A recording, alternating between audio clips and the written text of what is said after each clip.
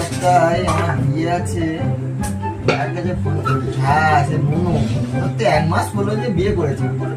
ওর কাছে এবার ফোন করে দেখি তো শালা বিয়ে করে জীবনযাপন কেমন কাটাচ্ছে।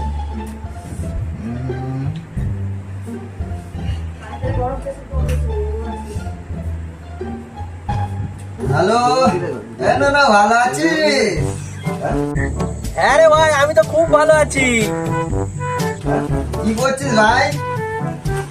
আর বলিস নি রে ভাই, আরে তোর ভাবি খালি রাত দিন এটা ওটা রাত দিচ্ছে আর খালি খাওয়াচ্ছে। এই বসে বসে খাচ্ছি পাড় ওপর পা দে।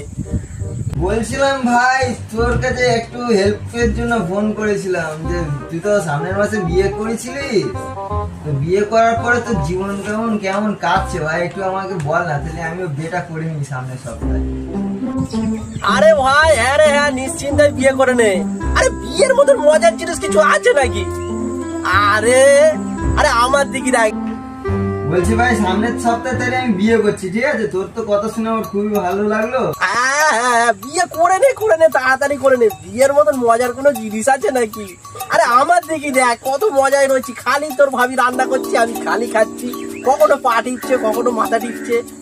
হ্যাঁ হ্যাঁ হ্যাঁ, নিশ্চিন্তাই করে নে, একদম চোখ বুঝগে। ঠিক আছে, আমি সামনের সপ্তাহে বিয়ে করছি, তোদের দুজনে দাওয়াত রইলো, ঠিক আছে? তুই আর ভাবি চলে আসবি, খানা ফানা খেয়ে তারপরেই যাবি, ঠিক আছে?